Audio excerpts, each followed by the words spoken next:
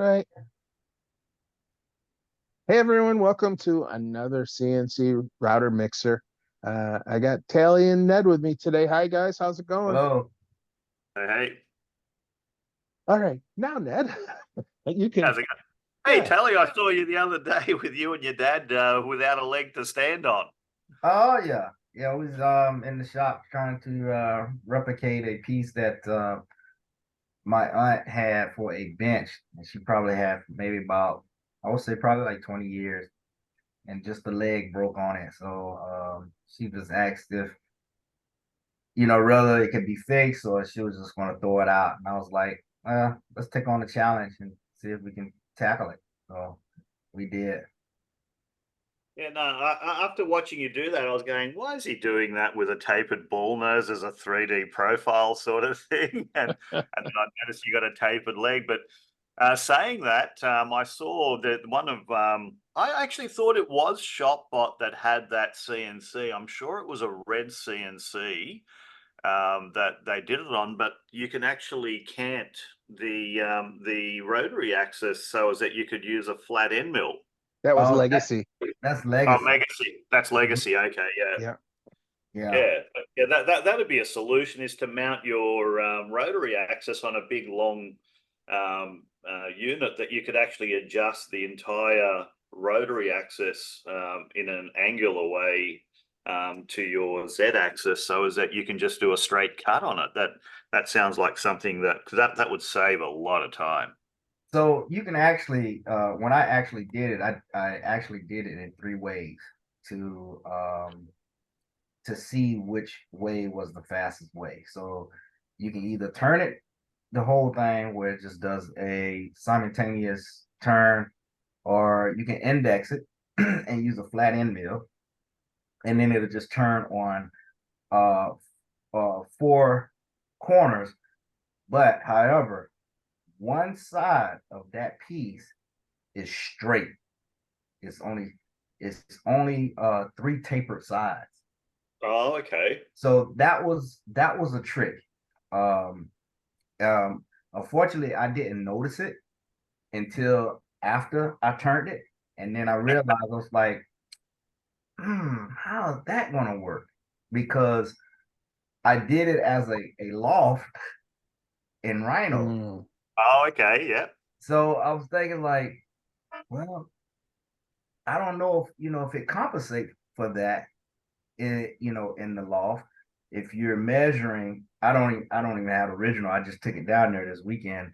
Um, but if you're measuring one side, um, and I want to say it was like um maybe it was like one and a half on one side, and on the taper bottom part, it was one and a quarter. So it wasn't that much. Yeah. And I want to say that taper may have been maybe like I want to say it was like a 9 degree. So it was tricky because you measuring the square top and you draw the square, and then you measure the square bottom, you draw your square, and then I loft it. So I couldn't determine whether Rhino knew that one side was actually straight, the other side was tapered. So it was a little tricky to do. But I did like doing the indexing versus the turning part. That one turned out much faster, and um, it allowed me to clean it up better to make the part. Okay. Yeah. Yeah. I guess another way you could have done it is just just put a couple of wedges or something underneath one side to so you have, or even cut a piece of timber to give you that 1/4 inch lift just on the one side sort of thing would have been another option, and then use a straight mill. Yeah, I had a similar job, but it wasn't a leg where I had to do different angles on different faces. We get these calls for these odd plinths, and you know what? Do you guys use the word plinth? Like Yeah. the round, yeah, round or pyramid displays. I think I've pictured some before, and some guy wanted these hexagonal plinths and square plinths, but he wanted the corners at different angles, but he wanted it out of a solid piece of wood. And we didn't end up doing the job. It was just too much stuffing around. But what we were going to resort to is getting a proper engineering indexing head, like one that'll hold quite a fair bit of, like a large round. That's where you can set the angles manually, for those that don't know what that is. And then basically mount the block of timber. But it was only something like around about 500 or 600, and it was a fairly solid block, so it would have been fairly easy to mount. But it was just too complicated to reproduce, so we didn't worry about it. Yeah. So what else have we got? Well, how did you go with that table leg anyway, now that I detracted from it? Say that again? How did you go with that table leg? Did you get it in place? No, I just gave it to my uncle. I told him to take pictures when he mounted it. So it was pretty much preset when I mounted the dials and everything in it. So it should have just been just placed right back into its origin and fastened or glued. However, it was fixed before. So hopefully he'll send some pictures within the next week or so. Yeah, Okay. I guess what I'm curious is which of the three methods that you tried did you finally have success with? Oh, And well, actually I did the indexing. I did the indexing. So in Rhino, you could do two types of indexing. They show a tutorial on one specifically by creating a plane. And and what you do is you just draw a you draw a rectangle of the length of your project, and you sit that plane inside the middle of that project. So it just splits it in two. And then you do it as a 3-axis function. And when you first set it up, you're going to click that plane. You're going to click that plane, and then you're going to create the tool path as a 3-axis, regardless of however you do it, whether it's a roughing or a finishing. Mhm. When you create that, you're going to copy that tool path or that machine operation, and then you're going to rotate the table in your setup 90 degrees or 180 degrees. Mhm. And then you'll copy it. You'll delete the first tool path where it's selected the top part, and then you'll just select the bottom part. And you do that and you keep rotating it. What I found out, that was unnecessary. You don't have to do that. Rhino allows you to pick the face of the part. So if you have a face, if you do your rotation, you can just pick that face. It's going to automatically say 0, 90, 180, 270. And then you just copy that tool path, except that one face that's straight. And I did it that way, and I found that to be the most effective way to do it. And I used a flat end mill, which was a 3/8. And then I just put the model inside the square. And that Gotcha. way I just cut away until it got to the project depth. And that was the easiest way to do it. And I just did it. I did that, let it cut all the way. And then as it got to the back part where it was holding, I just did a profile around there to cut it out on a cylinder, and then I just chopped it off with the compound miter saw. And and then after that I just did a little light sanding. I ran a 1/4 inch round over bit on the edge to knock off the 90-degree angles and match the stain of what I thought matched, and that was it. Okay. I'm gonna see if I can find a link to the picture inside of the group uh, of this leg.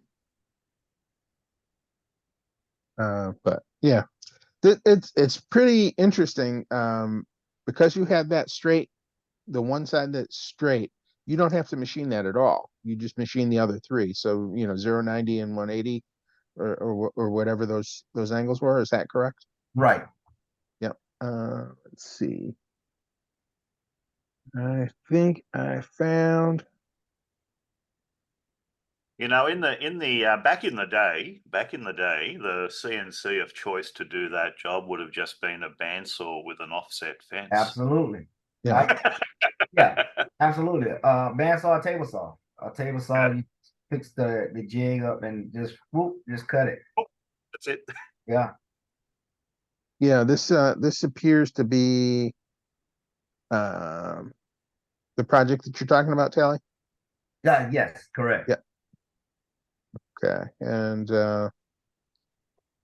it's not really easy to see, but these legs are tapered on 3 sides, and there's and one that doesn't taper. Is that correct? Yes, and one side, right, exactly. Yeah. And one side is like 90. Mhm. And you can see in the Yep. machining job, Sorry. no, you're fine. You can see in the machining job where I designated the degree of turns. And this is actually, that was when you saw it on the Centroid controller, that was the new Centroid CNC 12 that I beta tested. So those was new features to show the actual graphics of the rotary.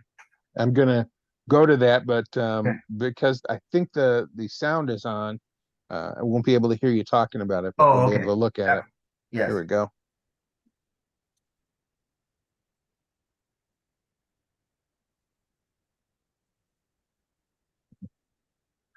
So I don't know if you can hear me. Can you guys hear me? Yes, I can hear you. All right. So it's now showing what the actual 3D toolpath looks like in the preview, which it couldn't do before.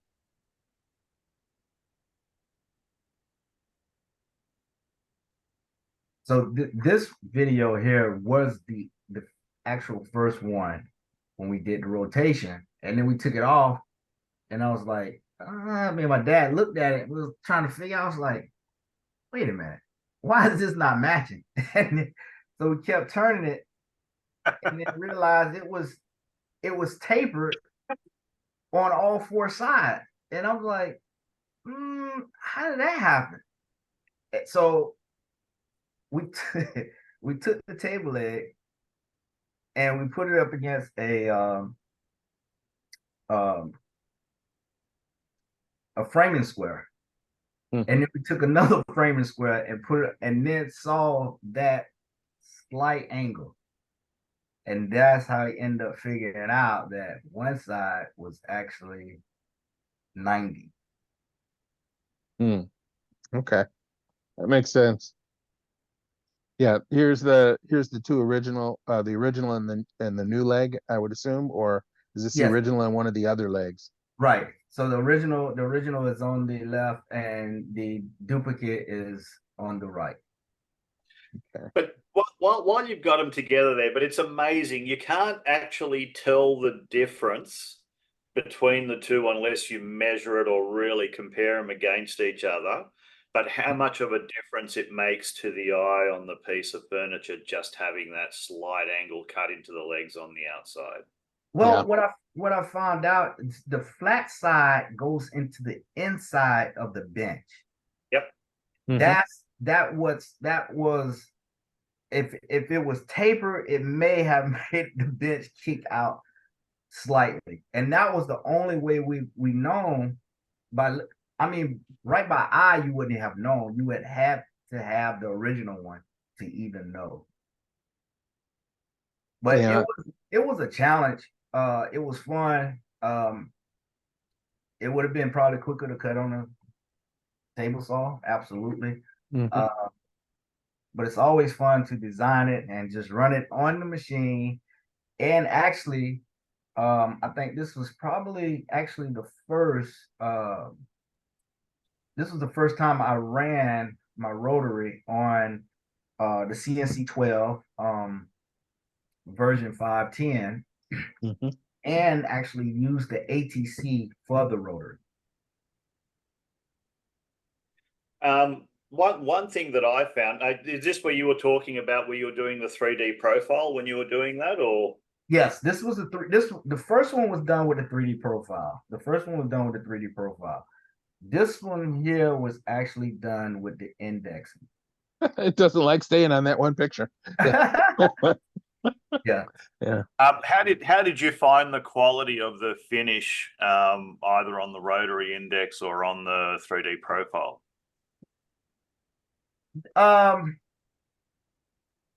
The indexing was better because I used a different bit. I used a flat end mill, a 3/8 flat end mill. Okay, so you had it slightly canted then, yep. Yes, compared to using the ball nose on the other. So I definitely I liked the indexer better because I changed how I changed it.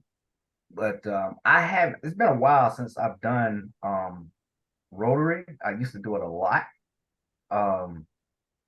But I kind of gotten away from it because I've been doing like other stuff and testing my machine and adding things to it. So I kind of deviated away from it. And then I haven't did a lot of 3D carvings as much as I used to.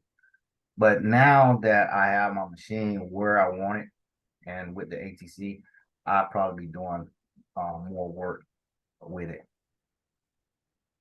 Okay.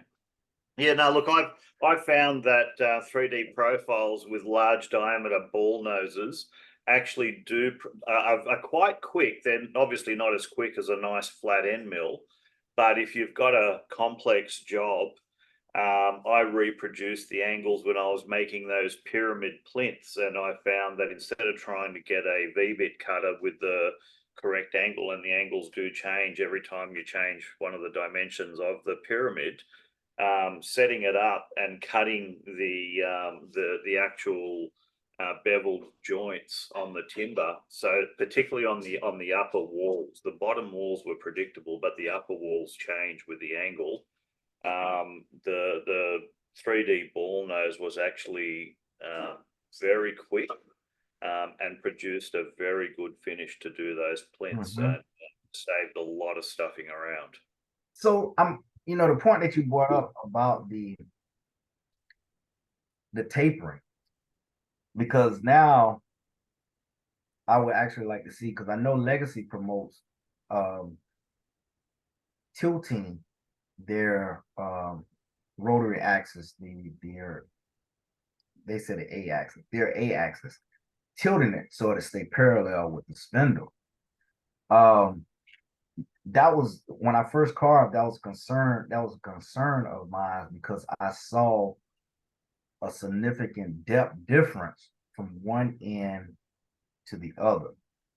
Normally what I always do is I always put my model inside, right in the middle of my stock. And then I determine how much per pass it'll take away. So I take in consideration the corners as my maximum height. So if I can be able to just shave off or mill just enough on that flat end to retain the total size of my model, then I know I'm good. However, I've saw that taper. So now it makes me wonder if, when you carving like that and you got that taper, are you missing that taper because your rotary is not parallel to the spindle anymore as you cut it? You mean when you cant it lengthwise, or when you rotate it?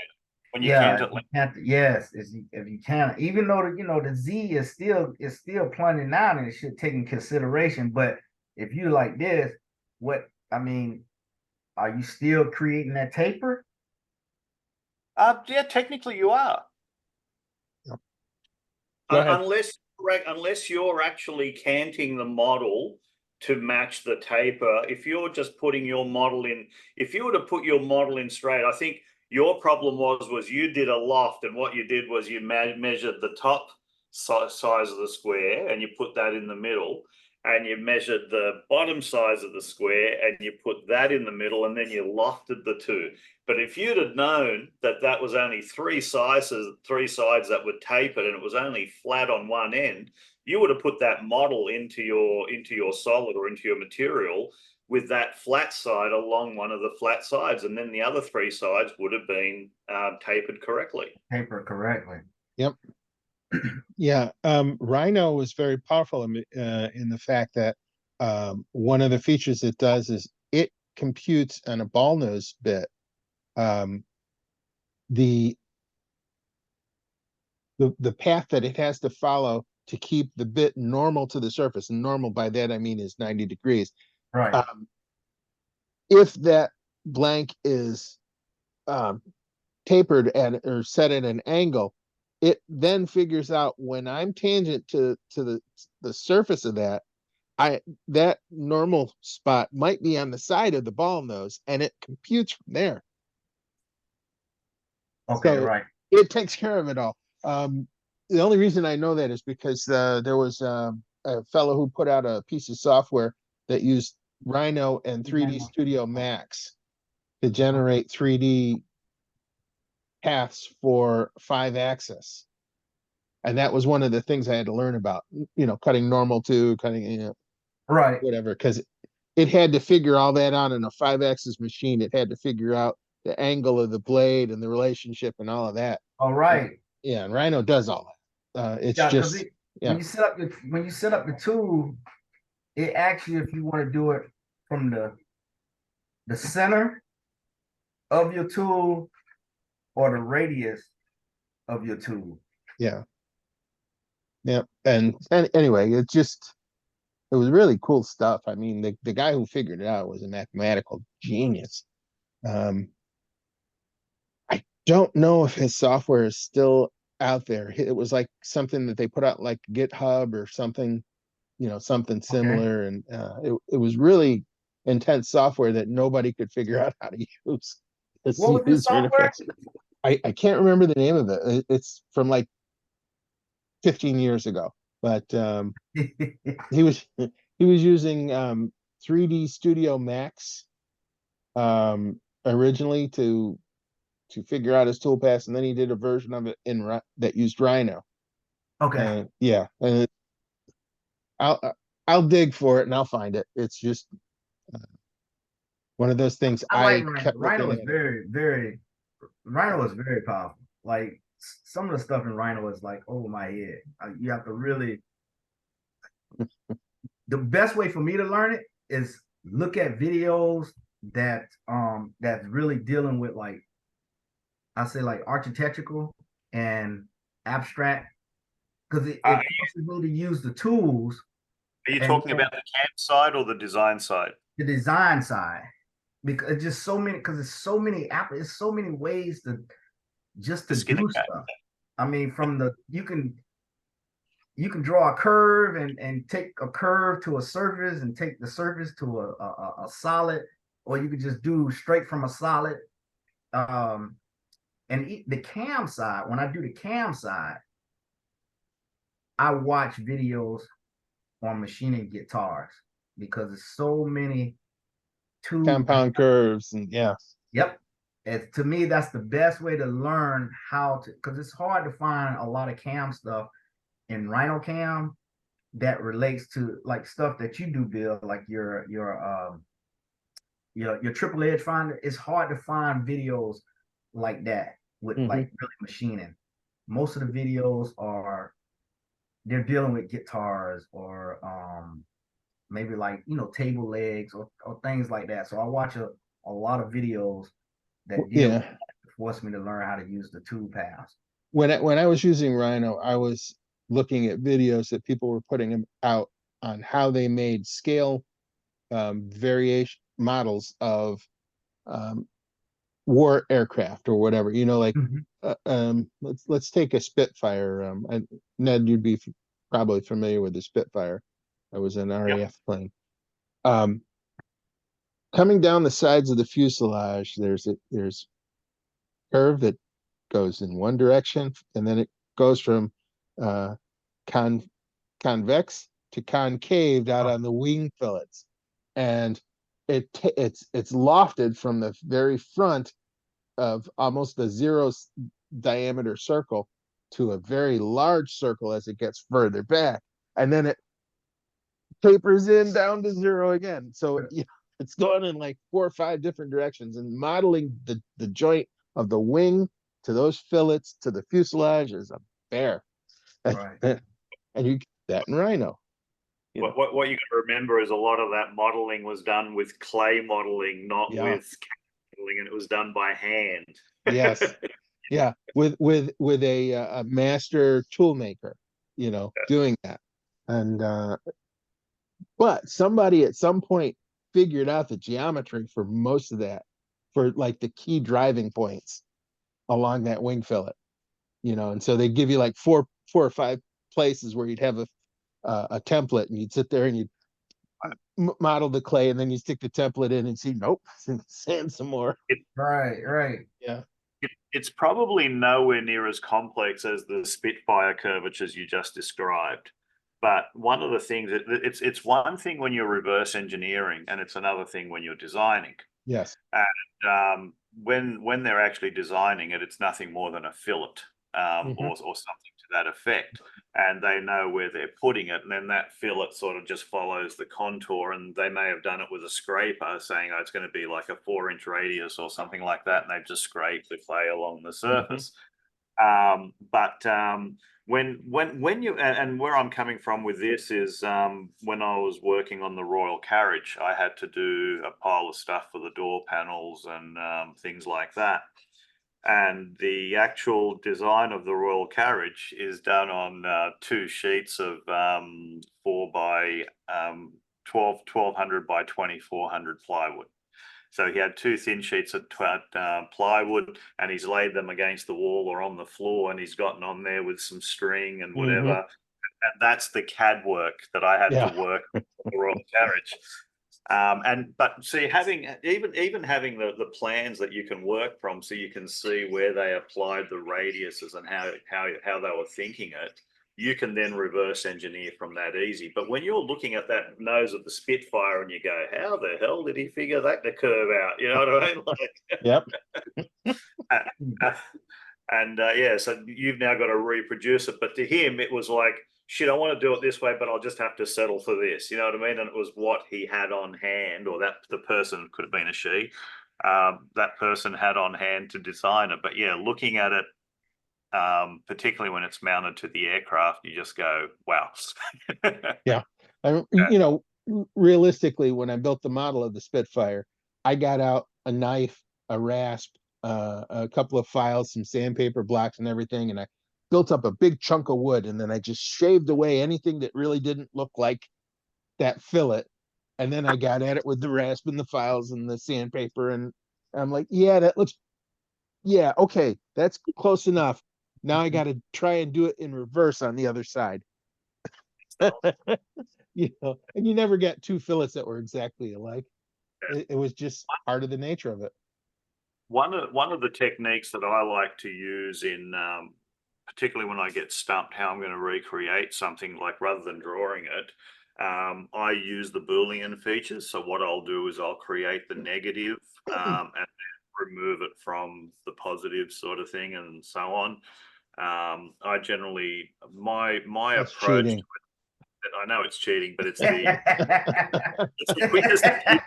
It's the quickest and the easiest way. If it takes you a year to do a $10 job, you ain't going to make no money. There you go. But I have to admit, that's probably one of my favorite features, the Boolean features. Yeah. But that's how I take the approach when I design in Rhino. Is I look at how would I do this if I was just on a drill press, or if I was on a drill press. It's morning here, guys. It's breakfast. How would I approach this if I was just on a drill press, grinder, mill, something like that, and I was doing it manually? What would I do to achieve this? And a lot of times, probably well over 90% of the times, most of the functions are very straightforward. All you're doing is automating it, so you don't have to stand there turning the hand wheel sort of thing. And that's pretty much it. With a considerable amount of accuracy improvement. I'll tell you, the one of the reasons that I got into the CNC was to be able to do projects like that, where you did the engineering, you got the design work all figured out, then you could put material on the machine, push the button, and have it create it. Don't say that. Don't say that. That's No, well, I vastly simplified the process, right. okay, so that anybody who's just listening in could understand it. But that was the thought process. Once I did all the legwork behind the scenes, set it up, drew it out, figured it out, got it, chose the right tools and the right tool paths and depths and everything, I could set my material up, get it all logged in, hit the button. And when I was done, I had something that was really close that I could work with. Now, there's a lot to go into it before you push that button. Exactly. Yeah.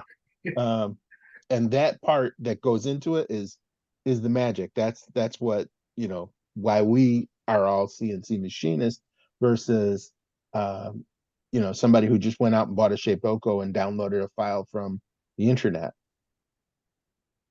He may be able to cut that and it will look great and everything, but he has no idea what went into it.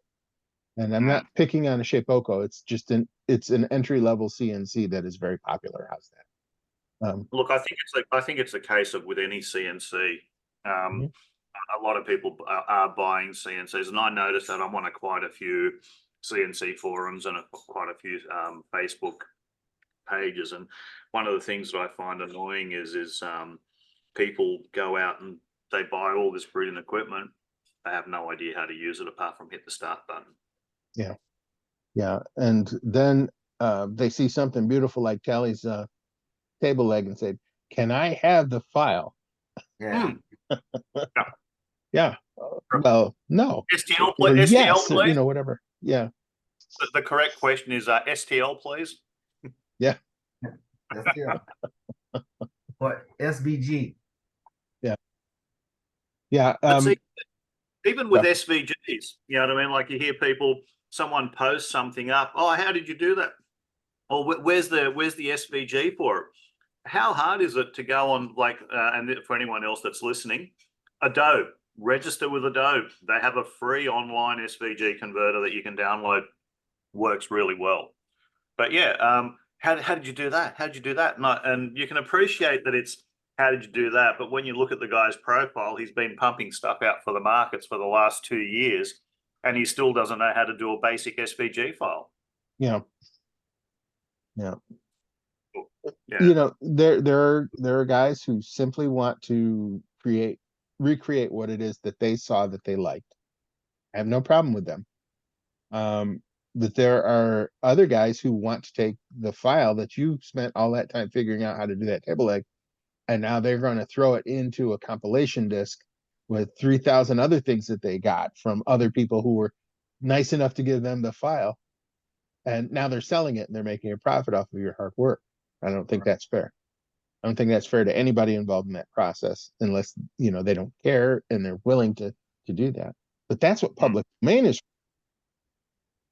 But I'm up on the soapbox if I continue down that path. So, the amount of hours that I've spent on some of my 3D modeling, and refinement, some of my pieces I've worked on for 3 years, not continuously, but you'll go, oh, that's how how you're talking about that Spitfire profile. Oh, that's how you do that. Go back and apply it to it. You know what I mean? Like I've got one. Like this was my original AIF badge. Now the outsides of it is still the same. The curvatures on here have been updated, but the crown is now a totally different crown because I figured out how to do quite a few complex issues that I couldn't at the time. And there's so many revisions of it, and for me to go and hand that crown out to somebody so they can just go punch it out, that's not going to happen. Yeah. If they want it, they can redesign it themselves. It's not hard once you know how to do it. I can Uh, redesign the ground now in about 2 to 3 hours, straight from scratch. But yeah, it took me 3 years to get to that point. Back I when, found myself doing a lot of that, just revisions, making it simpler. I've done it several times, and sometimes I have to remind myself to name it whatever revision. If it's 2, 3, 4, 5, whatever, because you forget what you have done to it. Um, and my thing is try to make it simple to machine, faster. Um, where in some cases less tools. So yeah, I definitely get that. yeah, a Mm. few years ago when my daughter was young, she was really into Disney, and Tinkerbell was one of her favorite characters. And so I did a project where I did a 3D Tinkerbell. She's in that pose where she's got the wand and she's, about to dot the I on the Disney. Um, but I took that, I modeled it up in Aspire, and I took a maple leaf, and I got a very good textured maple leaf file, and exported that surface from the maple leaf so that you could see all the veins in the leaves and how it went. And I superimposed that over the model of the dress, that Tinkerbell was wearing. And so now her dress looked like leaves, like, because it really basically was leaves. And it was really pretty good. And I was working on that. And as I was drawing it and creating it, I was showing people pictures of it as like, hey, now I'm doing the leg, and I sculpt up the leg, and now I'm doing the little dandelion fluff on the tips of her shoes, and I show how I'm modeling that up, and then I did the dress and the whole 9 yards. So I got this very detailed looking Tinkerbell done with like these amazing wings and everything. And then Um, everyone began asking, can I have that? Can I, can you give me that? I want to use that. I want to sell that, whatever. And, first off, my answer was, no, I don't want the big D coming after me. Right. But I had literally hundreds and hundreds of hours of time into that thing, I think, over a period of time. Anyway, you were about to say that? mm. This is with the textures for the dress and other things. And this is in Rhino, if you were doing it in Rhino. Have you guys ever heard of texturing in Rhino? Texture mapping? Yeah, I've heard. Yeah. Yeah, I've heard of it. Okay. But there are two aspects of it. One, you can do a UV mesh where you can Okay. unroll the surface and you can place stuff on there. So what'll happen is if you got that dress, you could pick the face of the dress and you can unroll that entire dress surface, lay it down on flat, and it'll be distorted in the way that it is, Mm-hmm. and you can put stuff on there. But there's another way, and this was one of my troubling things with one of the crown designs, and that was to do the fur around the headband. I keep forgetting the animal's name. Ermine. Ermine. That's Yeah. I keep thinking of Robert Irving, etc. Sorry, about the guy, our Australia Zoo guy. And basically, if you go into where you're painting, where you actually apply textures, like you can apply textures and you can apply colors, like as in when I say textures, as in patterns and stuff like that. So basically a little squished paint tube for the surface, like for your tech materials. You can actually apply a 3D texture. So you can get like a black and white height map of a texture. And what I did was I got a fur texture, and it was in grayscale height map. And you can apply that to your model and tell it that and in the same area, you tell it that it's a 3D texture. Now, while you're working on it, it makes it look 3D, but once you export the STL, that will actually generate the triangles and everything. So you can CNC that without you actually having to model every little raised bit yourself. saves a lot of processing power because you're working on a 2D surface. You can turn it off. When you're ready to export it, you turn the 3D texture on, and you're back up and running, sort of thing. It's a brilliant little feature. Oh, coffee, thanks, Tom. Speaking That was speaking of the fur on the crown, when I was a kid, I used to always wonder, how do they got this black and white stuff on the kings and queens robes? You see this big white thing with little black spots everywhere, and I never realized until recently that each one of those black spots is a tail from the ornament. So there's there you go. I didn't know that. That's something I learned today, and I've been studying a lot yeah, up on it. yeah. I mean, so think about how many of those little rodents or whatever it is that has that nice fur are in that single coat. Thousands of them. Okay. Wow. Yeah, Yeah, I never knew that. yeah. Uh, Something I just learned today myself. Yep. yeah. But yeah, I mean that's why only the very wealthy could afford that sort of thing. It was royalty, because it must have been ridiculously expensive when the fur trade was a big deal. Back Right. yeah, King George's time or whatever. That had to be a really outrageously expensive coat. But yeah, there you Wow. go. Scott hasn't said anything today. Hi, Scott. Hey, Scott. Hey, how you doing? I'm You doing guys well. been busy, ain't you? No, I've been napping a lot, man. Yeah, Uh, yeah. So anyway, what you working? Anything good? I I got I don't know if you remember that mullion door we were talking about a while back. Yep, with I've the got arch. it pretty much designed and got my tool paths like I want them and everything, but it's a two-sided job, and I was curious if anybody had any tips on nesting that two-sided job on like a 4x8 sheet or something like that. dowel pins. Yeah. Yeah, I mean, I don't have any problem holding it down, and I got a jig, a flip-up jig that I use, and the machine knows where that's at. But So what's the concern? well, whether or not, I mean, is there any certain technique to getting all the parts to nest and line up on both sides like they're supposed to be? And do you trim the sheet, or should you just trim a sheet that is square, at least as square as your machine is? What Um, software? Are you? I'm using VCarve. Okay, there's two-sided machining built Yeah, in. Um, all right, I'm sorry I interrupted your flow, but no, that's fine. Can you explain it the can. nesting? What are you nesting? Um, I can share my screen with you and show you Yeah. exactly Yep. what I'm doing.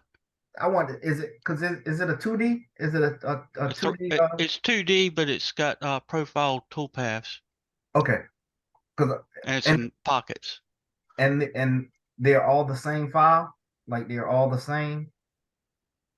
They're separate toolpaths. What I did was I created a front op toolpath and a back op toolpath. Okay.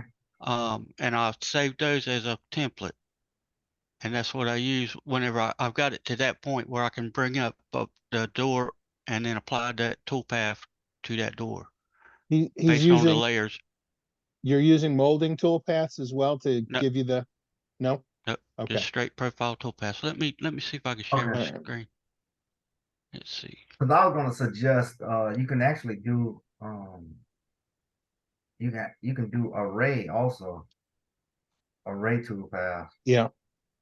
That's why I asked them if they all the same. If Okay, can you see this? okay. Oh, Yep. okay. This is the front. Okay. Then I flip it over this way and do the back and then the cutout last. Okay. You can do an array. The way that I would do that is I would actually design that in CAD, and that would be because it's actually the same toolpath on both sides. So sorry, it's the same profile on both sides. You're not changing anything. Even if you did, it wouldn't matter too much. What I would do is I would put my dowel pin at the top and the bottom for the locating. I would design that in CAD. I'd on, bring on that the in center line. on Yep. the center line. If that door was say 2 foot wide by 4 foot tall, I would create a material that's exactly 2 by 4. In ArtCam, I would then position, so that would be the exact dimensions of your door there. If you have overhang, ArtCam will machine outside of the overhang, etc., or outside of the material area as well. And basically, I would then just mirror flip the tool path. And on that one there, you probably wouldn't even have to, because that actually is a mirror. That is a really easy tool path. I think you missed something though. Mm. The backside is just a rectangular pocket. Yeah, cuts this last. Mm-hmm. Oh, well, that's not a problem. Just draw that rectangle and flip it, and then just machine the rectangle. Yep. Yeah. So you're all most I of want your, to do this on a 4x8 sheet. There'll be 4 to the sheet. yeah, that's fine. Most of your hard work is done in the first operation. You Yeah. can come along here and you can machine out all of those lights. By lights I mean the part where the light would pass through. Yeah. Triangles. Yeah. Okay, the triangles or whatever you want to call it. You could machine though, you can cut those right out. Or you could cut them down to the depth just slightly beyond what you're going to pocket on the back. So if this is a 3/4 inch piece, you could cut the top side a 1/2 inch deep. Okay, and then when you flipped over, then you'd only have to mill away a 1/4 inch, and you know, miraculously, yay, it all shows up. Or, you could cut them out anyway. So you do most of your work on this side, and the back side, all you have to do is make sure that you line up that pocket. Yeah. So Which shouldn't be hard at all.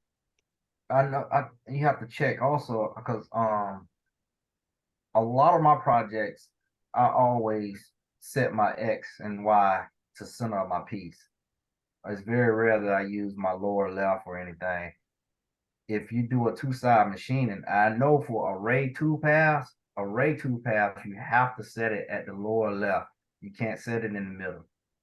And I believe if you do 2-sided machining, that rules apply also. I don't think you can set it in the middle. No, you can actually. It won't recognize it. It'll tell you need to switch your origin point. Because I think because it reads from left to right. So if you try to do it like in the middle and you flip it, it doesn't know, because it reads from that origin point. And I don't know if they changed it in 12 or not, but I know from the last version on back, you have to use your lower left origin point. Yeah, and see on this drawing, you can see he's got his datum set at the top right. Yeah, that's just specific, machine specific. That's what they say. Set it to the top right, because it automatically flips it for some reason. I don't know why it's got it. When you flip the back, what do we see? You don't have the to. back view. You can do it manually, Scott. Like I like the machine from the middle. If you set your machine work origin in the middle, and you set, like you say, you put your dials, even though you set your tool paths, if you flip it over, the machine origin is still going to be in that middle, and you can run your second tool path. It doesn't know. It'll just do it. And like Bill said, you can cut, if it's what you say, 3/4. If you cut maybe 3/8 on one side, or cut a half on the other side, and then flip it over, and then you cut the remaining, it'll go through. You guys are thinking too much on the machine and the computer side. Scott, see that little diamond in the middle there? Yep. The diamond in the middle, top of the door. Yep. Place a 8mm circle right smack bang in the middle of that. If I can do it, I'll probably make a fool of myself.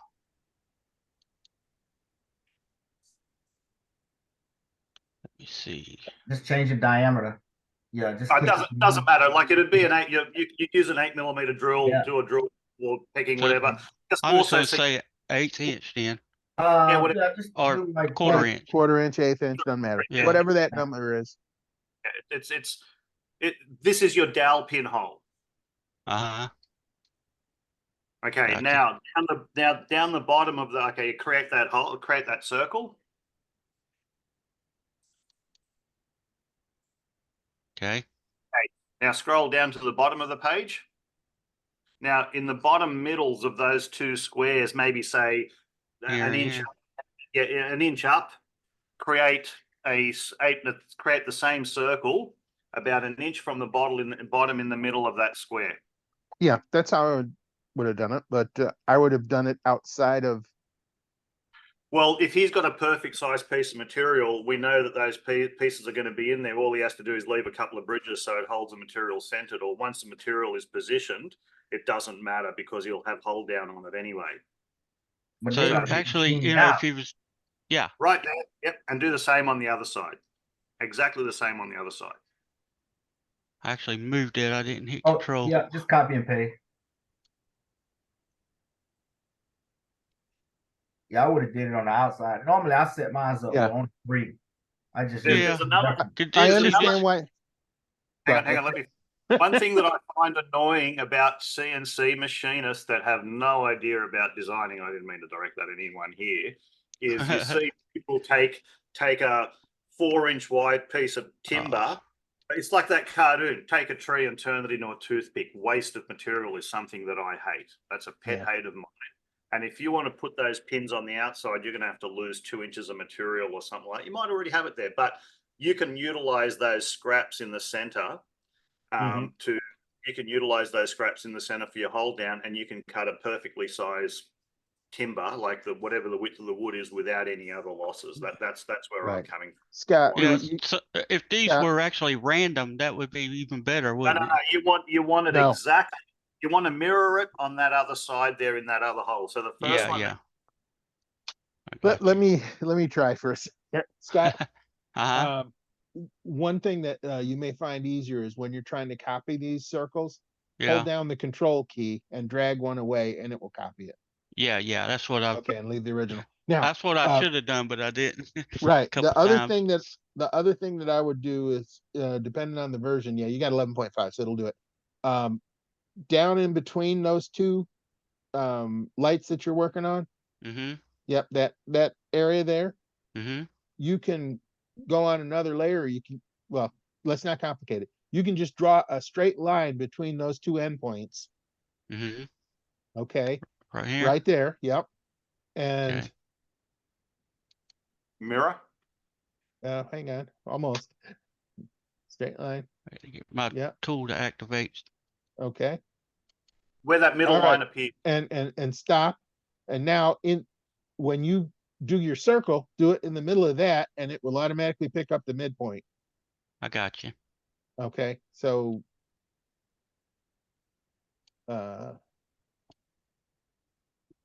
control right there. Yep. So now if you go vertically, you can do the same thing, but you get the idea. Yeah. Use the geometry to help you find other geometry. Right. Like I do that a lot. And then just remember to get rid of that little connecting line, or put it on a layer that you're not using, so you don't accidentally cut it. Yeah. That's let me get rid of all this. So I wanted to show you what the strategy I was using about trying to nest it. I think that's what started all this. Yep. Yeah, get rid of it. And it's it's not I'm open to any way, but if I tell the guys, see, I'm not doing this myself, I'm doing this remotely, but if I say, okay, well, you got to drill a hole into your spool board for a dowel, that right there would be like, what are you talking about? Gotcha. Drill a hole in my table. Are they using a vacuum table? Yeah, it works good for flip ops. That's what it's designed for. All right. So you get paid extra if you design them a fixture. No, they got the fixture already. It's made out of aluminum, came with a machine, was machined when the machine was made. No, So you're not hearing me. Oh, well, okay. I'm You, sorry, I de- jumped in front of you. you design a fixture that fits these doors, that works with the vacuum, has inlet for vacuum to go through it Hmm. to hold several pieces down. Okay. And wait, now I'm not done. That is a disposable fixture, but you don't want to dispose of it. You want to reuse it over and over again. But what I'm saying is they won't care if you're drilling a hole into that fixture piece, which is another piece of MDF or whatever. They won't care because it was designed strictly for this job. Their whole cost was that one sheet of material, Yeah. and their bed do is you fine. do you have a CAD drawing of their fixture plate? I don't, I actually, I don't know exactly what it is, and I just used the code that the machine calls for is a G902 fixture offset when I write the CAM, the CAD, the NC files. Okay. It references the flip op location, which is set at the machine, which it brings up a M99 macro that accesses all the machine variables and looks for that flip op location, and that's what it bases it off of. Are they using exact size blanks? They come 49 by 97, but I was thinking about trimming, just making a file that cuts it down to like a half inch less, so 48 and a half or whatever by 49 and a half or something like that, and let them run that file every time they put a new sheet on there. Run that first, then What about reposition it and go with it from there because it knows it's square. what about when they flip it? Where does it go? Does it go into a different location or back in the exact same location? It would be the same as taking this corner and flipping it over to this way in that Okay. orientation. So okay, and this is the thing when you're designing it. The way with the two pins was that you're doing it a one-off job and you're flipping it, and you don't have a fixture plate or any hold down for it. If you're locating it, the first thing is you got to look at the actual size of the original blank. So if that's oversized by a quarter of an inch all the way around, once you trim, like if you trim around it in the first pass, then you're going to lose that. So the first thing you got to do is you got to get your reference surfaces correct. So you either do a profile pass all the way around the timber and make sure it's perfectly square, because when you flip it, you need to make sure that both sides are even. You can't have like little extra bits of material hanging on the left side and that it's a couple of millimeters shorter on the other side. Right. So if that piece of timber is cut perfectly and you're not doing any machining on it, that's how I would position it, because that's a door. They could do that on a table saw and cut them all out for you exactly the right size. And what you're doing is just, and if that door is cut exactly 2 foot wide by 4 foot high, and you can then flip it and you're getting the exact same center, that's fine. All you do is just flip it exactly what you've done there, and you've got locating pins that'll actually position it. So you've got nothing further to worry about from there. If it is going to trim away and you're holding it like from pads from underneath, what you need is their actual datum that they're using on the machine, how far it is offset. So go up to the top where your 0 is on the top right hand corner of the door. Let's just say you had a 1/4 inch of material that was hanging off on that door there, but that material was still cut correctly. Then however they locate that door back on there, you need to know where their datum is in that top right hand corner. It might be another 1 inch, 2 inches, 4 inches off from there where the machine is starting from. The biggest thing is that you can relocate that door in exactly the same place once you fit it. Now you can, and as I said, in order to do that, you either have locating dowel pins in the center, or you prepare the material by doing a profile cut all the way around it so it is exact size. Whether it's oversized or not, it doesn't matter, but the material needs to be the exact size that you're going to start working with. When you draw it up, yeah. That's what I was, what I was going to do was Let me go back to the top side here. I think That's you were going actually to the back. nest several of these too, right? Yeah, yeah. Go And ahead. I was using the nesting feature. So if I select all these, let's see if I got my material set up, what I got it set up to. I believe it's 40. Nope, that's wrong. I need to change it. So I'm going to be, what I want to do is say, for example, I got 49 by 97 sheet. I would say I changed it to 48 by 96. I hope you remember your numbers. Yeah. I tell you what, that's fine. I was gonna tell you, I will create another sheet. Yeah. That's Um, easy. Go ahead. but I mean, this is just an Yeah. example. I mean, but let's Oh, so they're recalculate. not really that big. Like those, No, not really. it's Okay. it's 11.5 by 29. Okay. But what I've got is I got my front op layers. Got a front op mullion profile that's going to do, and then it's going to do the corner square. And then I'm going to flip it over and do the back operations, glass pocket, and then outline 1 and outline 2. These right here are irrelevant. These Okay. diff points are just my cutter geometry I got on there. So they won't be nested. So if I take this and I go to drawing, go to nest, I think I got all this basically set up like I want. And I put, I want 4 of them in there.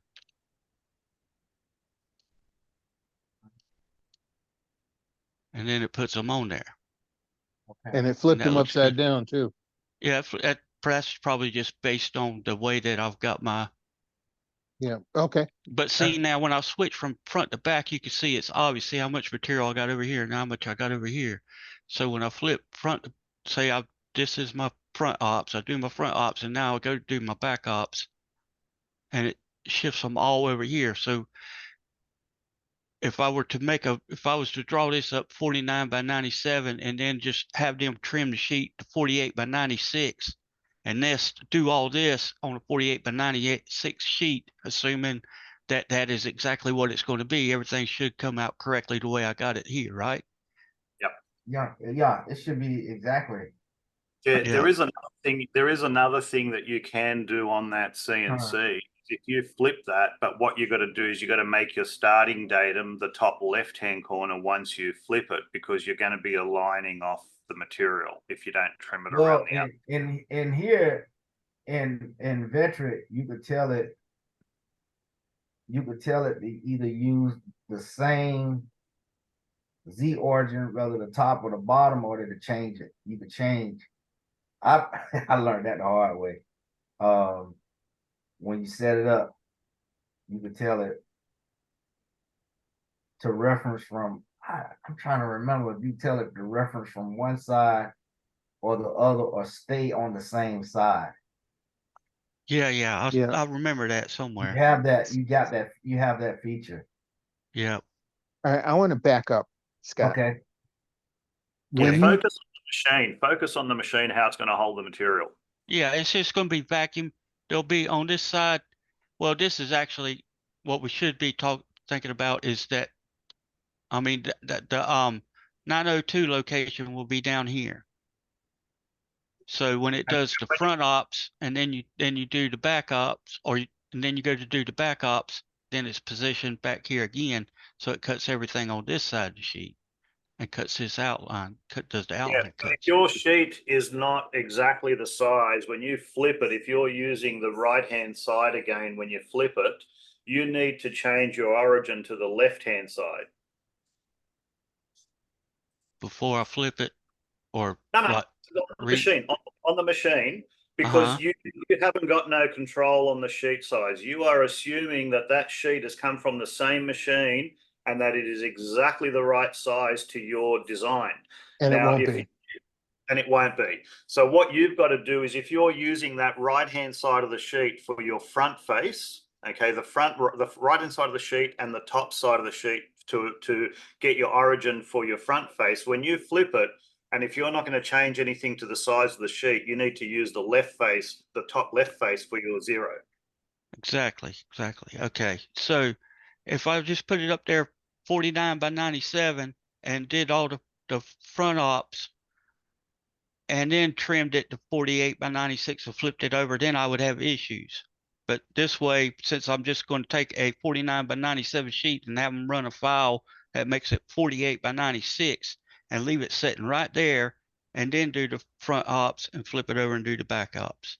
After it's cut to you size. squaring up, you squaring your stock material. Yeah, you're taking That'll it's work. no different than taking a 48 by 96 sheet, 96-inch high sheet, and cutting a 2 foot by 2 foot rectangle out of the middle to Right. cut a project on. That's what I'm basing it off of. I'm just getting my sheet to a size that I know is Workable. square to my machine at least. Right. It'll be as square as the machine is cutting square. So if it's off, it should be off by that. But pretty Right. much be two Okay. files they would run. Now, yeah. Right. Now I'm going to start again because I wanted to back Okay. up and then Ned interrupt. Sorry. I was going to say. All right. Y'all behave yourself now. No. Take it's right. turns. That's why I Take turns. waited. That's why I waited. When you designed your initial tool paths, did you use the two-sided tool path strategy that they provide for you in this program? Yeah. Okay. Yeah, I went through and I did I got my layers set up. Let me bring up my layers here.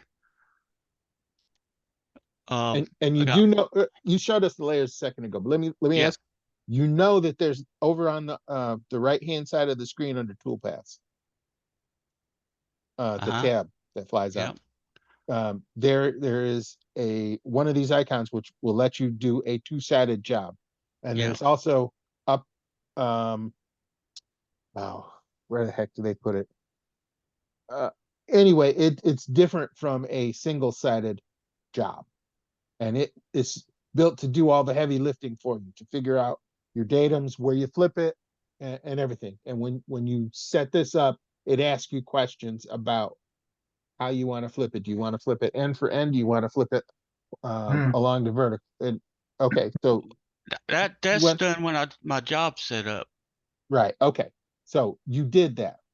Yeah. I got Okay. that set up. It is Perfect. a flip over. I wouldn't be able to toggle between if it wasn't. Okay. I just think wanted to make let sure. me go back and double check now because it ain't working for me now. Go back to let's see. Go to my tool. What am I doing here? Okay. Double-sided job. Yeah. And I'm flipping this way. Okay. Perfect. All right. That was the basic, because that's the starting point for all of this. If you didn't, Yeah, if you didn't get that right, everything else and is this going to was be my fun, datum. fun. That's my datum there. Let Okay. me go back. And So you chose that datum because that's what their machine uses, or that's what using. Thermwood says to use with the particular post processor that was Gotcha. created for that machine. All right. Use that as the datum and reference off the material surface. Then you're good. Since this is a large sheet and you intend to cut multiples of these from the same sheet, what Ned was telling you earlier is the correct method. You have extra material at the bottom of this sheet and at the top of this sheet that is not going to be cut, that is exactly aligned with the center of this sheet vertically. Mm-hmm. You put a dowel hole there, up near the, move your cursor to the left a little bit, to the left. Just, I didn't say down, I said to the left. Oh, I'm sorry. To the left. To the left. This left. The other Keep left. keep going. All right, too far. Right in the middle. Oh, in the middle. Okay. Of that sheet. I got you. To the right now. To the right. What's it got to go 20, 40, Stop, 48? yeah. Just tell me to put a line in the middle of the sheet. Yeah. Okay. Well, there's another way Or you can guide. do this. Yeah, just drop a guideline in the middle of the sheet. It'll say 24 sooner or later. Starting to sound like, was it Beyonce? To the left, Yeah. Only she was telling her boyfriend to pick up the stuff that she had left There in we the go. closet it was Close in a enough. box to the left. That's all. Take it, go. And then if I went vertical Yeah. Um, right yeah. there, Now that's your center part. But instead, drop me another guideline that is 1 inch down from the top of the sheet. if I can do this, I don't use this Yeah, feature very. just keep dragging down. It'll tell you a number, and that number when it hits. Yeah. Now, when it says 1, stop. Lower. -4, -1. -1. You got to Might zoom need in. to, You might got need to to zoom Or in. just double click that guideline and type in -1. Right click it with something like that. yeah. Anyhow, Okay. Yeah, there so you go. Negative. -3, -1. I don't use these very much. Most of the time I just put in a line and use that as a Right. reference off Just of. put the -1. Hit apply. Apply. Yeah, hit apply. Apply. Okay. Close. Okay, now we got And it. now drag another line from the top down to -47 or no 90. What is it? Yeah. 96, 95. So -95. Yeah, just put it down there. -95. Up top. Yeah, there you go. Oh, new position. Or this is Yeah, whatever. Doesn't matter. okay. It'll get 95. it done. Okay. Now hit apply Gotcha. and then Gotcha. close. I didn't know I was gonna That come the in here getting that intersection some. right down there, that's where you put your dowel pin. And up at the Right. top, you Gotcha. put your dowel pin right where those two lines intersect. Now you can Right. flip that sheet all day long. Whatever you nest on there will be fine. Yeah. the problem, this is what I was thinking. I was thinking more like people that have their home machines or they're the small office machines where they do Yep. have screw hold down, because screw hold down still works well. But Yep. I think that where Scott's coming from, it's going to be one of those machines that have either the little pads or the vacuum hold down that they can't drill the holes through the table, Right. and they have the fixed locations that they zero their machine on. Yep. And, Yeah, it's a downflow system or pull through system. It's got a big old Becker and this is vacuum what I'm pump. saying. That's why I was suggesting that they put another sheet of MDF on that nice pristine metal thing.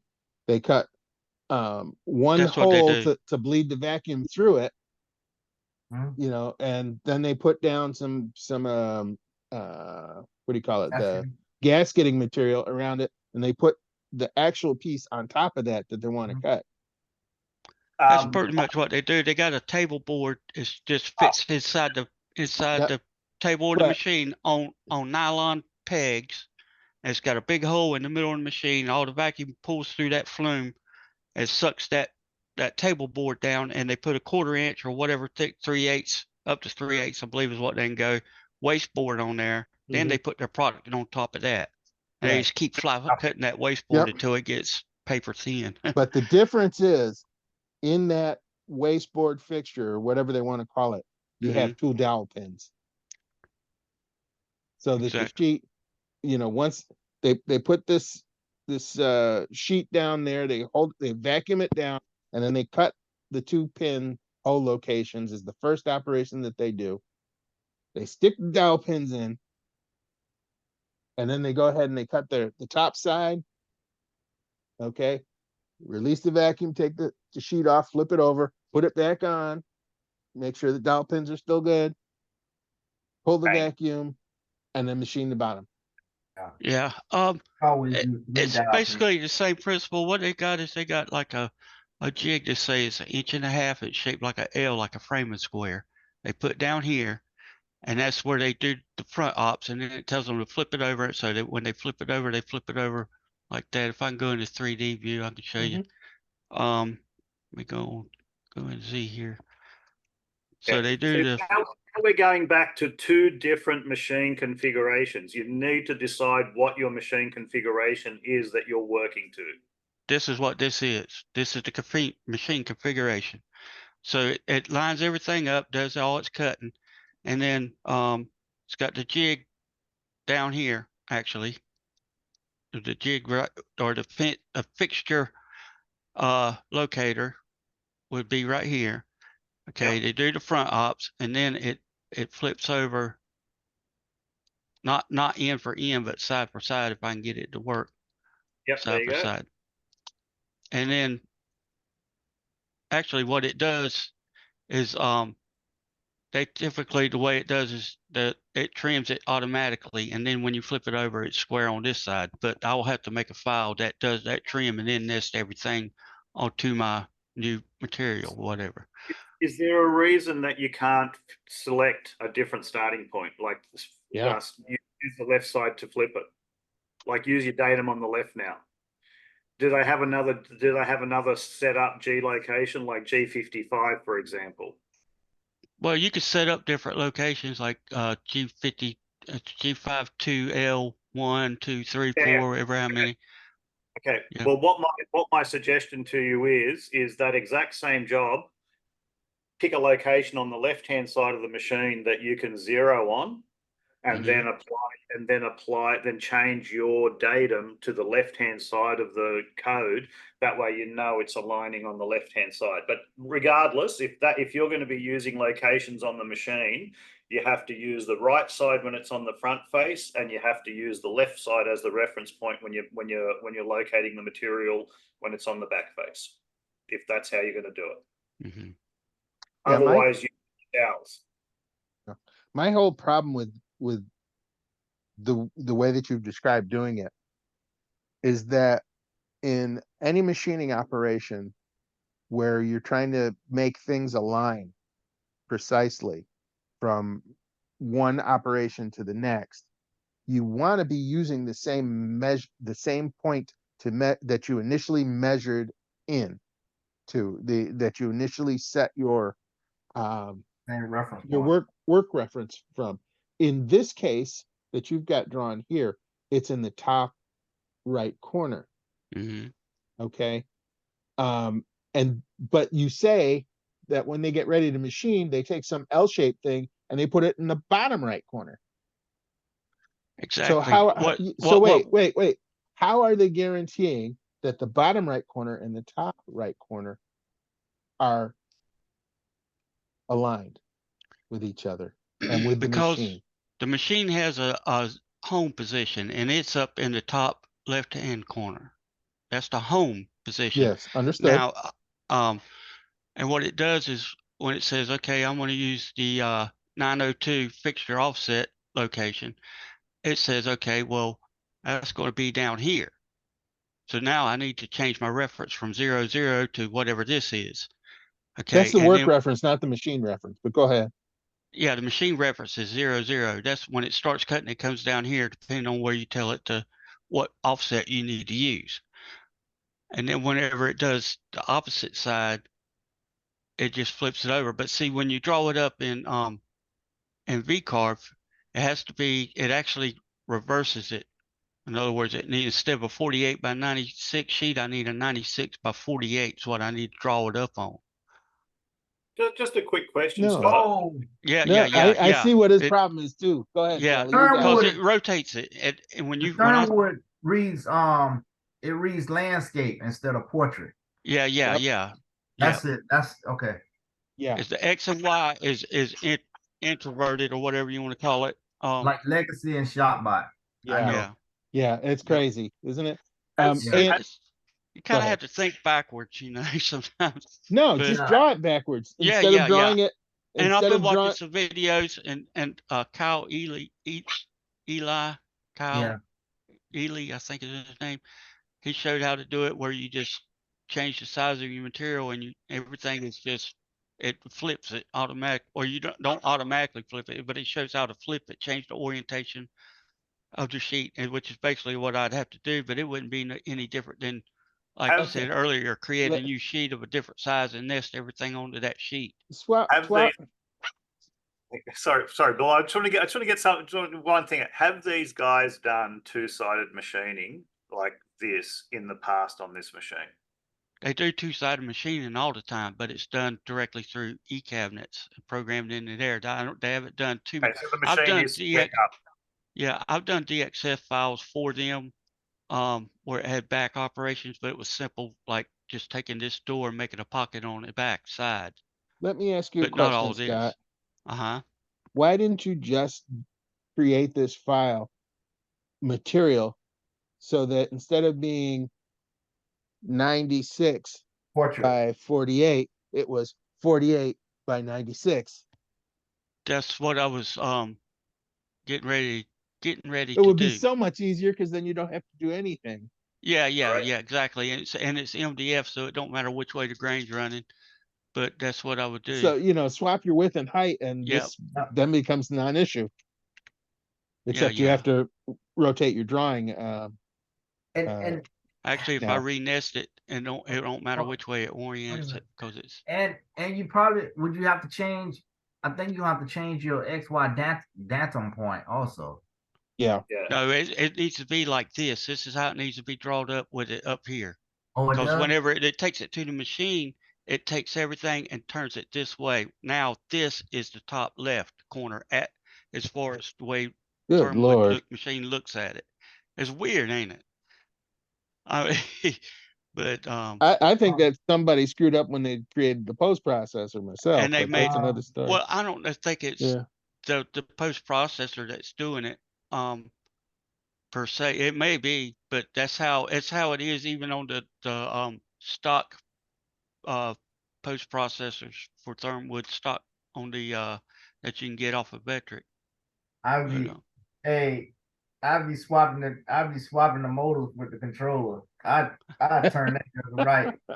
That's an easy fix. I just unplug Yeah. the Y and the X and Yeah, but see, working portrait. see, Kelly, you do that until the maintenance guy came to do an upgrade, and They'll be then mad with crashed the me. machine. They'll be mad with me. Yeah. I worked in landscape one time, and that was So if I on did it that way, then it would work. Yeah. that was on a multicam, and Yeah. I didn't like it. It was no Right. the multicam and the Ownsrud is this way too. oh, for real? Yeah. I Well, hate depending on the machine you buy. Now see, and I haven't tried this because I don't want to go messing up somebody else's machine, but you can swap the X and Y and on their machine, the Thermwood machine. You can say you can make it look the other way. That's what I, I would do. I was thinking about trying that, but I don't want to they've got a they've updated it the control software and it gave it the ability to do backup restore points. Mm-hmm. So like if I go up there in the morning, I could create a restore point before I get started, or back up, I'm sorry, before I get started, and then after I leave, when I leave, I can just restore that back to what it was before I did anything to it. If you remember, it's great. Yeah, if you remember to do that, exactly. Yeah, I don't like that's weird. That's weird to me. See, make it. I'm wondering why you designed this in this. I'm not picking. Please, I am not picking on you. I'm just trying to understand the thought process that went into it. All the designs that you did were in the fourth quadrant, or excuse me, the third quadrant of the Cartesian plane. 1, 2, 3, 4. Okay. Before you flipped it to this, this way. So that means every move that the machine was making was a negative move. Okay. And so if you wanted to go more negative, then you got to try and do the math in your head and make sure it came out right. A negative plus a negative equals, Yeah. right? So I that just gets you, but I just came in here and drew it up. I didn't pay any attention to anything like that. I've never. Okay. If you're drawing in the first quadrant in the top right side, every move is a positive move. Because the center, the datum is right there at the corner of the part. It's at 0, 0 here. If you're moving to the right, it's a positive number, like 48. And if you move up on the Y, it's a positive number, 96. That describes where those two things are in space. If you want to move in, you're just subtracting how far you want to move in. So 48 minus 2, 46. It's still a positive number. And it's just easier on my brain to think of things that way. So I hardly ever use the other quadrants, but if that's what Thermwood needs, and if that's what that company needs, then by all means use that. And Yeah, I just if they can't deal with this uh, landscape drawing that you have instead of the portrait, then use the portrait. But if they can deal with landscape, your life's gonna be easier. yeah. It's that's no problem. They don't know. They don't. You what you do is you put it on the machine just like it's. You would think it would be oriented. 48 this way, 96 this way. And then when the file's loaded, it takes it from this and actually rotates it, and it goes on there where it's supposed to be, That where you would confused the think hell it out would of me. be. Yeah. That's what it does. It Woo. I had a problem with There my is- Camtet. My Camtet laser, it does that, and it's weird because if you're engraving or you etching, it's in portrait. As soon as you load a file for a vector cut, it recognizes it in landscape. That is the most confused, and I'm thinking like, how the heck, why would it do that? But yeah, I don't know. Yeah, I like everything in portrait. That's Yeah, it looks like they would have an option just for landscape or portrait. Which way yeah, how do you want the design? How's your machine set up? Is XY this way or that way? And then when you open the program, it orients everything based on your machine configuration. But Yeah. yeah, I think maybe switching that XY position on that machine would probably then swap help it. out on this part. But I First, mean, the first time I would have been put on that machine and I saw that I would have been swapped that like right off. yeah, and see the thing about it is when you and especially in my case, when I first started using the machine, it was based off the program that they created Gotcha. to run to design your project to cut on that specific machine. So everything clicked. You just did it the way you were Right. trained to do, It, or it did research on and found out how to Yep. do or whatever. I guarantee you that if their operators are used to doing it that way, that you shouldn't change a thing. Just do it the way they're used to doing it because Exactly. they won't screw up the door. But Yeah. we were If- talking Just about put it. people coming Yeah. in and What chatting a bit Yeah. what earlier. I need weren't to we, do Phil? is design around let's call it a handicap just for their Yeah. handicap or the machine handicap. I need to draw around that. I need to orient everything in the file that I'm going to give them and say, okay, here, take a 49 by 97 sheet and run this to trim it to 48 by 96, and then put it down just like you're going to cut a brand new sheet, load this file, cut these 4 doors out, or do the top operations, then flip Mhm. it just like you normally would, and do the back operations, and you're done. Just Yeah. a straightforward thing. Because you start getting into rocket science with some of these guys, they're Yeah. like, oh my God, I Yep. just learned how to Exactly. push the start button Yeah. yesterday.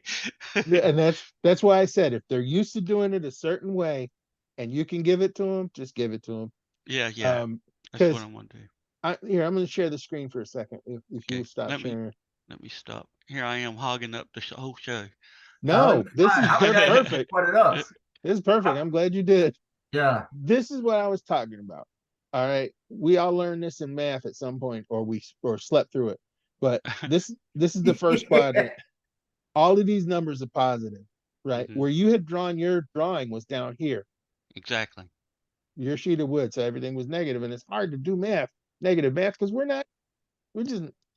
dumb. Yeah. I'm dumb. I have to take off my shoes or something to try and figure out how to count negative numbers. But you know, I always draw in this quadrant because it's easy. Right. But knowing what kind of machine the person has will determine it. Like my Joe CNC, my y-axis is the long axis, and my x-axis is the short axis. It sounds like their Thermwood, they're just the opposite. It's like their y-axis is their short axis, and their x-axis the long one. Yeah, x-axis runs. They got a 5x10, so x-axis runs 10 foot, y-axis runs 5 foot. And As that's long because as long as the axis isn't in reverse, that it doesn't really.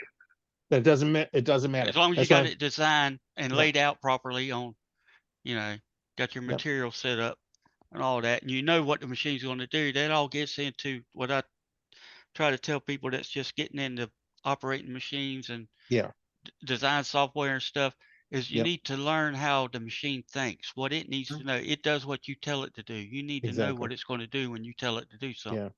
And the reason that Thermwood and all those others that we mentioned that do it this way are doing it is because originally when they hired people to run those machines, they were coming from the metalworking community where the Oh, Yeah, exactly. Yeah. where the the reverse. yeah, okay. Yep. and They Now- that's hired why an engineer, a that- technician. Or from a- lathes, like lathes and Yep. mills. Okay. Yeah. That's So- right, 'cause I couldn't never figure that out. Why they did that? yeah, so that's why they wanted it to be simple for those guys, but for many of the other companies that were like, no, that makes no sense. If you Yeah. think about it, that it does make sense the way they did it, because they're hiring engineers who are basically fabricators, Yeah. millwrights and stuff, Yep. to design this machine. Just do it how you know how to do it, and we'll make it happen. Yep. That's basically pretty much what they done. The bottom line for you is you just design it. You don't need to do that one as a two-sided machining. You can just mirror it, flip it, or even how it is, because it's a symmetrical design. If you can design it symmetrically on your drawing, and at that point, that's when I work from zero. So depending upon what I was designing, what you were saying earlier, Bill, where Scott was working in the bottom left hemisphere, where most of the time you'd work in the positive hemisphere in the top right. Sometimes I design right in the middle, so I'll position my middle, and that's when I'm working on things that, like, I put a circle in the top right at +10 x plus 10y, Sure. and I'll do -10y plus 10x, etc. That way you're getting it's quicker to calculate in your head because you're working on the exact mirror of the top and bottom and left and right. But most of the time when you design, you will work in that top right hand hemisphere. So that's probably one of the few times when you would sort of like mix it. On lathes, what we were saying, the bed is actually the Z axis. So the axis moving left and right on a lathe is actually the Z. The tool coming in is X, and the tool coming in is X, and then the tool, anyway, yeah, it's slightly reversed. But yeah, so the biggest thing here is how the job is being held, and that you got to use the same side on the material for your reference point. So when you flip it, ideally you want to have a reference point on the left-hand side, and then you would move your datum to the same position on the left-hand side as well. Yeah, another thing, Scott, like, that's why I asked you if there was like the same geometrical shapes on both sides. Because even though you're doing two-sided machining, you don't have to use a two-sided machine function a feature in there. You can draw one side of your drawing on a job sheet, and then you set up another job sheet, and then you duplicate it, that backside. Mirror it or whatever. And and you can mirror it. So I use 3 dials. I like to use 3 dials. That's where you will never mix it up. You won't never forget which way to orientate it. And then you can copy everything from one sheet to the second sheet. And then you just set up your tool paths from there. And once the machine finished the first tool pass, you flip it over and run the second tool pass. Callie, Yes. when you're using 3 dowels, where are you positioning them? I'm curious. Oh, I usually okay. So sometimes I put them in a random spot. So I put them like one in the corner. I might put one in another corner, and I might put one up in the back somewhere, or where I can't never flip it. I can't never flip it, and they're not going to line up. It has to line up one way only, and that's Okay. that's how I do it. I just flip it around. So they might not be in the same location. They might be in some random spot, and they might be off. And then I copy that right over to the next part. And that way, once I flip it over, the part is already orientated where it needs to be. And normally, I like the machine in the middle of my material because I don't care if my material is square or not because I'm machining in the middle of it. So it's not going to matter. I'm not using my corners or my edges as a reference point. And just for the record, those dowels, they don't have to be in the middle or anything like that. As long as you drill the holes for the dowels when it's on the front face, you can do 50 front faces and put them aside. Then when you flip it, so if you load the back part of the job, you then drill the 3 locating or 4 or however many dowels you want to use into the spoil board. Put your dowels in, flip the material and locate them on the dowels. It doesn't matter where it is on the machine. It'll Right. always be correct because they're known reference points. Right. Yep. Perfect. Okay. I'm sorry. We are not trying to gang up on you, Scott. No, No. I understand, and Yeah. everything. I'm taking everything in. You know, everybody does things differently, and a lot of times you could piece together different ideals and come up with one that works best for you. You know. And I believe, I'm not sure. I may try. I believe you can do an array tool path instead of nesting. Yeah. That You way, can. if you change any of your designs, it will automatically update. With nesting, when you nest, I'm not sure. And when you nest, I believe you have to assign the tool paths to every one of them, or will it? Or you assign if you You have assign to the tool paths first, and the then paint. nest, the tool paths will follow the nest. Right. But if you nest first and don't assign a tool path, then you have to assign a tool path to all of them. Right. And you can use toolpath templates to avoid Yes. that. Yeah, Yes. that's what So I did. yeah, Yeah. so that you put all of the light cutouts in one profiles in one layer. You put the form bit that you're using to make those nice radius cuts on another layer, and you put whatever, and you set that as a toolpath template. So from that point on, whenever you load that, as long as the layer names are the same, it'll know how to cut that and the next design that you make in this series. Mm-hmm. Yeah, This that's exactly how was I did. done with two-sided machine. You got some spare That's time on your cool. hands I Yeah, did that's a amazing. My dad used to two-sided whittle machine. those things. He'd sit Huh? there for. My dad used to whittle. He had a chain that was probably about, I reckon, 2-3 foot long that he just kept. He whittled on it This for was like one of years. my first two-side machining jobs. And Yeah. Now that would be a great early tutorial days. for somebody. Yeah, Yeah, they would. step by step. Yeah, that would be You like want to teach? You want to learn how to YouTube use the viral. CNC machine, son? Come out here and I'll show you how to use it. Yeah. Here's what you do. Yeah, Where you think are you're you an located? expert, and I'll Where are hold you up the located, chain. Scott? I'm in Jacksonville, North Carolina. All right, you straight. Let me see. You straight up 95? I'm in Jacksonville, Florida. Yeah. 95. Yeah. Yep. Okay. That's beautiful, man. North. I'm a northerner to you. All right. A Yankee. Yeah. I think you probably about 6 hours. Yeah, it's not that far from Jacksonville, Yeah. Florida from here. I think This is what, sorry. where's Disney at? Orlando. Orlando, I think it's Orlando, I believe it's like 10 or 11 hours, depending on how many youngins you're carrying. Probably 14 if you're carrying a carload. Got to stop every 5 minutes. Everybody's got to go to the bathroom at a different time. But Is that two-sided, Ned? Yeah, this was a boo-boo. There's a little bit of a hole that managed Oh. to wrong tool path and longer tool bit and a little bit of a whoopsie. But yeah, this is another way of doing the tool path, and all you need for doing the Here, hang on. I'm the going to switch the view so we're just looking at you. Okay. yeah.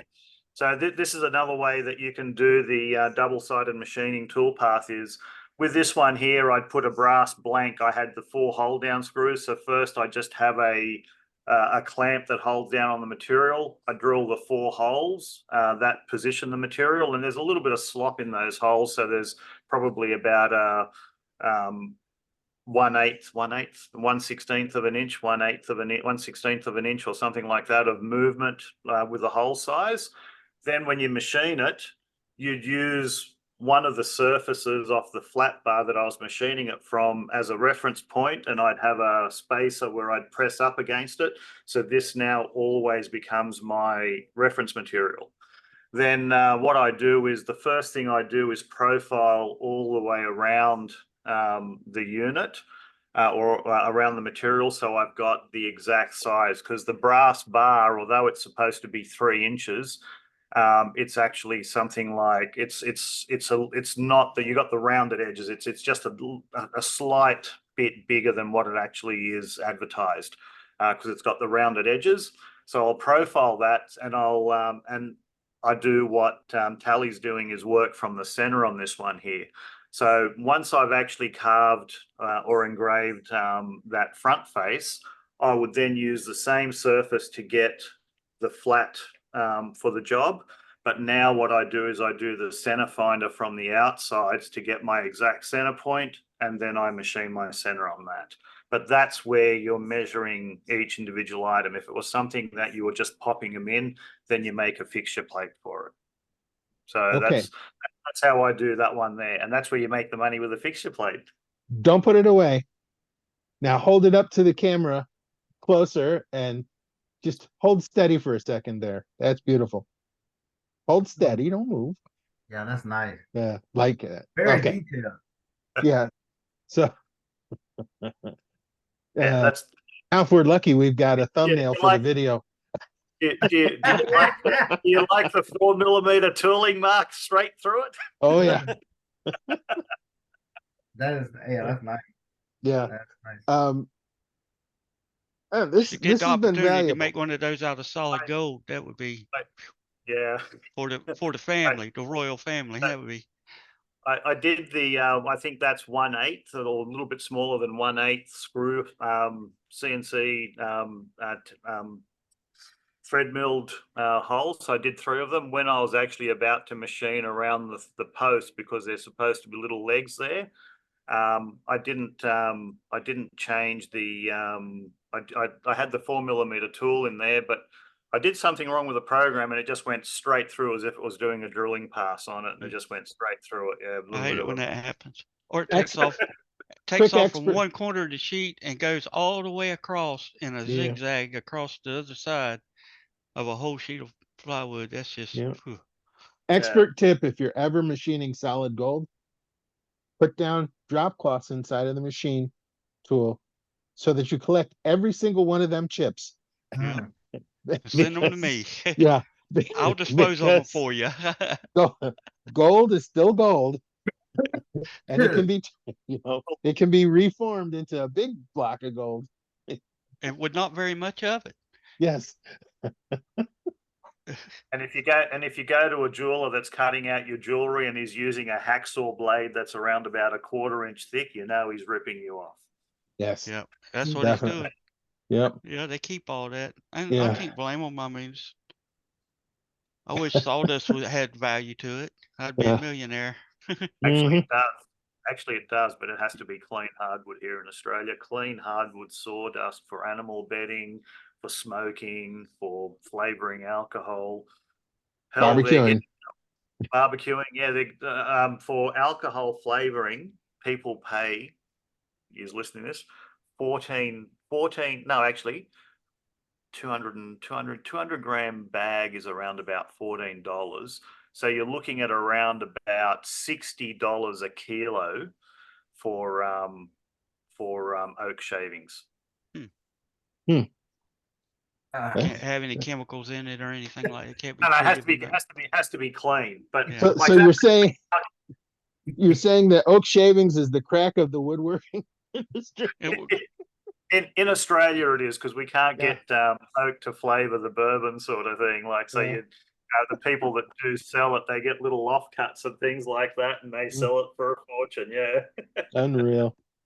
But Unreal. hey, even things like pelletized hardwood shavings, I think it was a 2 kilo bag is something like around about $15-20.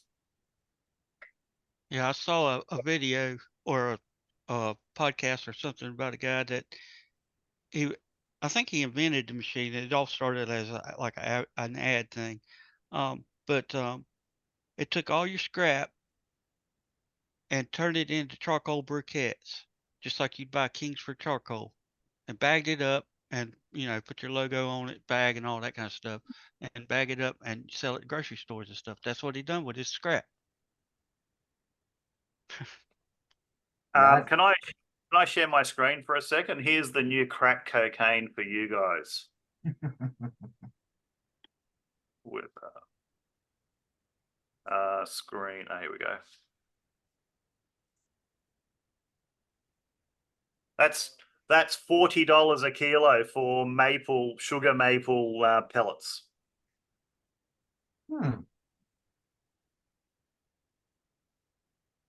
Yeah, So my if you son buys that stuff by the 20-pound bag. He's got one of those electric smokers. What do you call them? Pit Boss or Yeah. Traeger or something like that. He loves that thing. He's like, I can get up at 2 o'clock in the morning and put on a brisket, and by supper time it's done, and I ain't done nothing to it all day except keep an eye on it. But yeah, well, I'll just share the screen again, but I don't know if you guys that have all that timber over there. So there we go. So there's some bags there of different. Well, I put maple pellets. I'll just put wood pellets for smoker. Actually, that looks like the hickory there, the $29. Or I don't know how big. Oh, that's a, see, you guys are fair over there. That's a 9 kilo bag for $29. In Australia, like barbecues galore, that's I know that's actually not too bad for hickory, but some of the other woods they're quite pricey sort of thing. And the small bags they sell for, like, look at this tiny little bag down here, $9 for a little satchel of, I don't even know what kind of Harvest Lane honey smoker pellets. Like, yeah, it's it's ridiculous for what some sawdust will sell for. yeah, Anyway, Yeah. So that's next business is setting up an export business of American oak to yeah. Australia. Yeah. That's interesting. We'll Yeah. send y'all our cutoffs. Yeah. Once you found out how many processes you'd have to go through to be able to safely export a wood product to another country, you probably rethink it.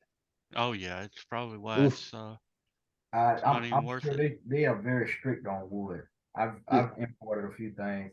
I've imported apparel for a martial art gym, and it was pretty rough. Like, it was easier for me to import the CNC machine than it was for me to do apparel, because they're strict about uh, um, cotton and polyester and stuff like that, and it's different grades of it, and Mm-hmm. they don't even play when it comes. Yeah, to because wood is the same way. yeah, invasive species. They Yes. have bugs that come in the wood, Yeah. and that could ruin the In Western North Carolina, there's some yeah. campsites that won't even allow you to bring in wood. You have to buy it from them or Yeah, not from going local. across state line. Going across Yeah. state line. We have that here in New York as well. Yeah, going across state line. I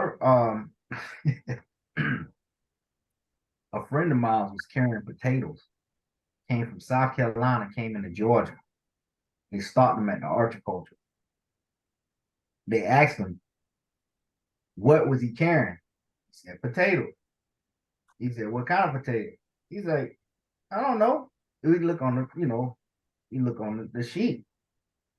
They didn't put down the proper species of potatoes. They held him there for a little while, but they wanted to send him back to South Carolina, where they loaded from, so they can have the right information about the potatoes for him to come back through. And finally, they faxed over what it was. But I was like, man, that's crazy. But that's how they work. I can understand that here in Australia, and I assume you guys probably do have the same problem. We've got such a big problem with introduced species of plants, introduced species of animals that are destroying. One, it's difficult for that plant to grow, but where it does take off, it kills things. But we've got species of plants and animals that are killing off native plants and animals as a result. Then they bring in another species to get rid of the first species, and 30 years from now becomes another problem. So it's like I can pythons in Florida. Yep. Pythons and boa constrictors in Florida. There's people that make a living off of catching those things. Cane toads, rabbits, deers, and then we've got these plants that are creeping up and down the coast on the beaches, which was introduced to stop erosion. And the lionfish. Yeah, there's Chinese cabbage that's coming through that is just like grown out of gone crazy because it wasn't a native species here, and it's taken over in some places. Kudzu's bad around here. Kudzu, yeah. Oh, Like you could live underneath it and never get wet when it rained. If you could get up, make a hollow up under there. That's why Bigfoot's so prominent. Where kudzu is. Easy to get in there and hide.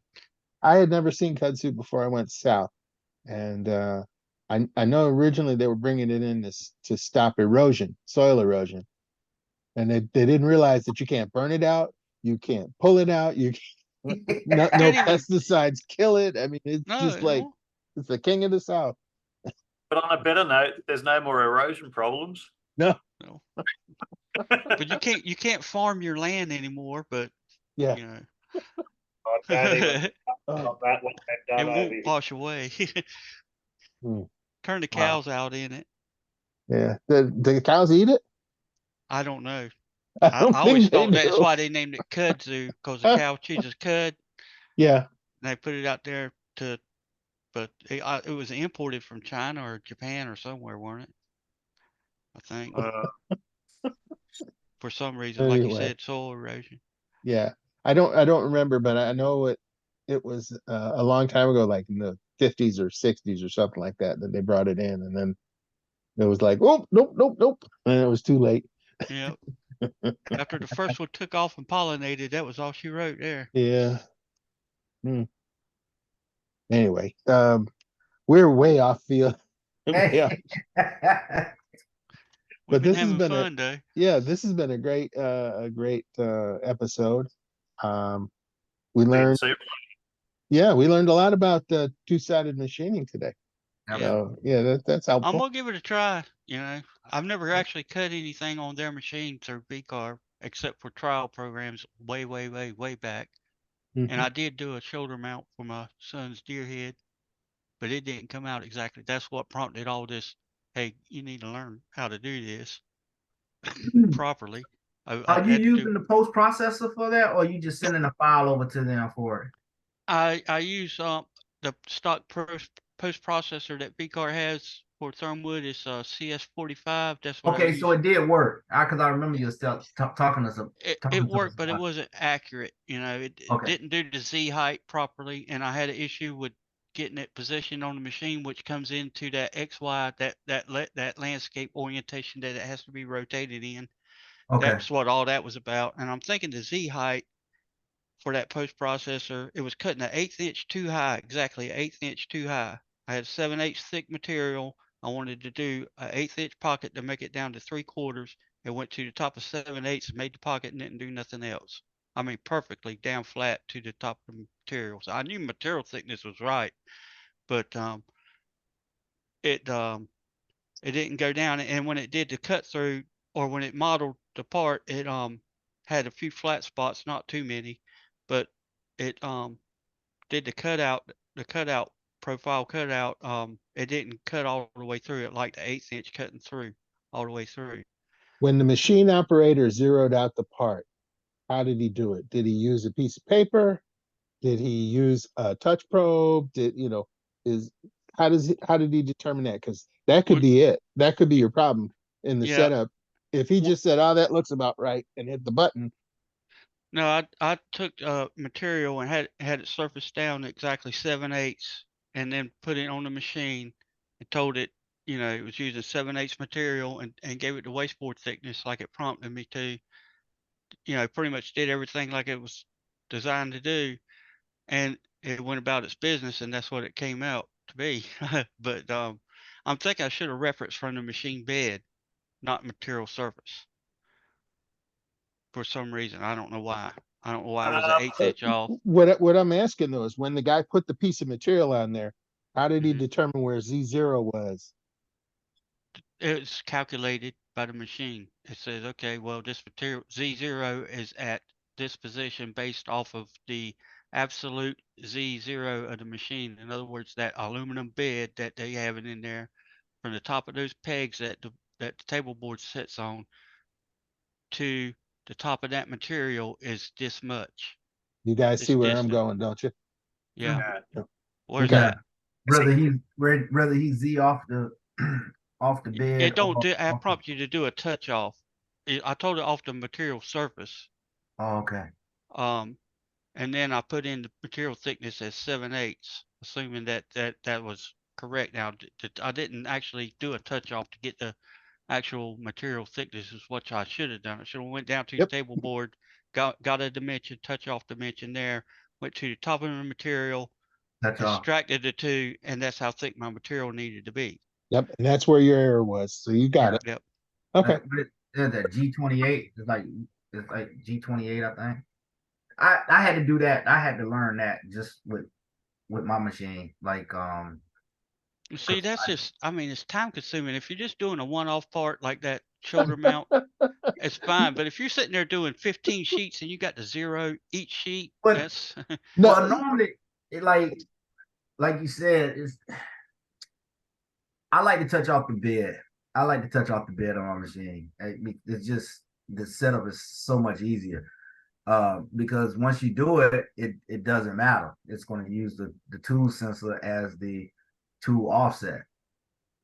It's when you change it to the top of the material, that's when it throws everything off. Because I mean, because you have to measure each piece. you Is have to that not measure. too the same? Yeah. I've skipped them steps also. Usually I do a lot of PVC. Most of the time I know that it's pretty much flat if within tolerance, but a lot of times I'm cutting through it, so I don't care. If I was doing like V carving, I don't take that chance. I don't cut corners. But if I'm cutting all the way through it, I don't touch off on the top of it. I always just do it off the bed. Mhm. Yeah, Makes and sense. And I think that's how the Thermwood machine and all that does it, because they got an auto tool measure, mm-hmm. and it goes down, it touches off, and that tool measure has to be calibrated to Every be time you surface the bed. every time you surface the bed, exactly. Yep. Every And time you surface. they got that automated with their re recent Q Core version of controller, where it just, you tell it you want to fly cut the table board, and it fly cuts the table board and calculates everything, remeasures the tool, does whatever it has to do to get everything calculated properly. See, And go ahead. we use the Z height tool differently. What we do is we every time we start a new job, but we're not doing the same material all the time. That is the difference. We're doing different materials all the time, and we resurface our spoil board. So that'd be a pain in the backside. But for the offsets, what we do is once we put a job down, all of our tools in the auto changer are zeroed, or they're measured, then what we do is we put a known measure, like for example, tool 1, we know the offset of that, then we touch off. I basically, this is the sad part with some of these big machines, even on the mills, you got to sort of like just use a feeler gauge or just go off like by feel when the tool is touching the job, and that's where you zero. So once we offset tool 1, we then deduct tool 1 from the actual from the height of the known height of the material that we've been using as a probe, and then that gives us an offset that we put in, and then it's either offset to the top of the workpiece or it's offset to the top of the bed, depending upon how I decide to do the G code. Well, see, my controller does it. It does it automatically. Like I don't have to do any measuring. I can put in just a random tool. The tool can be this long. It can be that long. It doesn't matter. And how do I do this? And I can just touch. I can take that tool and say, hey, you know what, 215, and I tell it to pick up 215. It's going to pick up 2. It's going to touch my sensor, and it touch the sensor. Once it touched the sensor, this is the trick. Once it touched the sensor, I need to move my sensor to the bed. I only do it one time, assuming that I don't resurface my bed. I just do it one time. I take my sensor and put it to the bed, and then I go down and I tell it auto Z. And then once it auto Z, now it remembers that tool that it touched off as its offset. It remembers. Now I can say, pick up tool number 1. Tool number 1 going to touch the sensor, and it'll automatically a reference to the bed. If I hit Z0, it's going to touch the bed, or maybe a millimeter off the bed, or a half millimeter, or whatever. And all the tools are referenced to that. Is that on your Blue Elephant? Mm-hmm. Yeah. And that's why I invented, go ahead. What controller are you using on the Blue Elephant? Centroid Acorn. Yeah, okay, that's why, yeah. Yeah. Most controllers, whether it's the Centroid, whether it's the Win CNC, whether it's Syntec, whether it's Yaskawa, Delta, it doesn't matter. Most all ATCs do that. The only ones that don't do that, if they are not ATC, you have to manually do it. The Syntec controller, the Syntec 6MB on this particular machine, which is a pain for me, doesn't do it. Yeah. It doesn't? Yeah. Oh, I invented the triple edge finder for guys who didn't have the ATC, so that they could do this. And, for them, it works. It's worth it. But even if you have an ATC, it will still work. Mm-hmm. It's just having some method of consistently doing it is essential if you're going to do production work. And, whether it's taking a 1, 2, 3 block, putting it down and touching off of that, whether it's always doing the bed surface or whatever. If you're going to use the old paper trick under the bit, then measure your paper. Mm-hmm. So that It makes sense. that it's if it's 4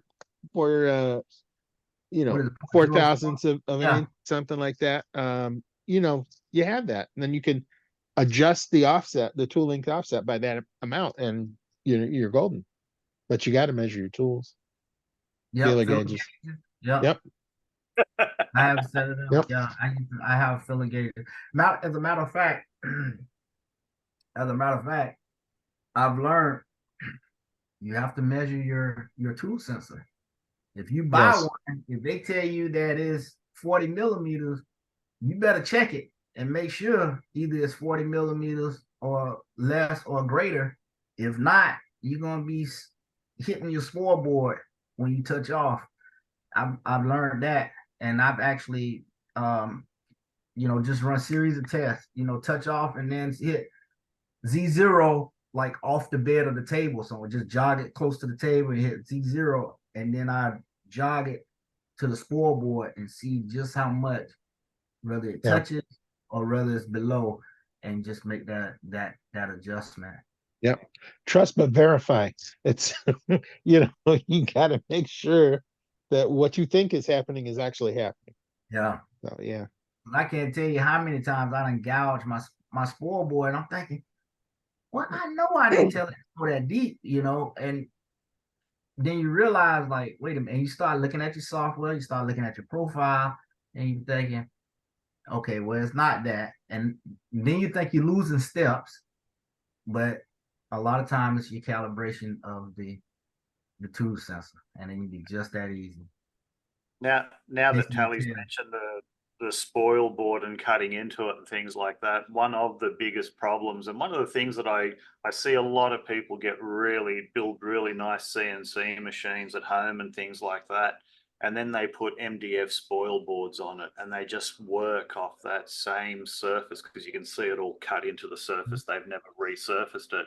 And one of the problems with MDF, as most of you guys will be aware of, is overnight, if it's a humid night or something like that, or if you leave a pair of pliers or something on the MDF where the pliers were, it won't swell. Where something else was, it will swell, and you could have like probably 1, 2, 3 millimeters difference in really extreme cases, just in thickness of bed.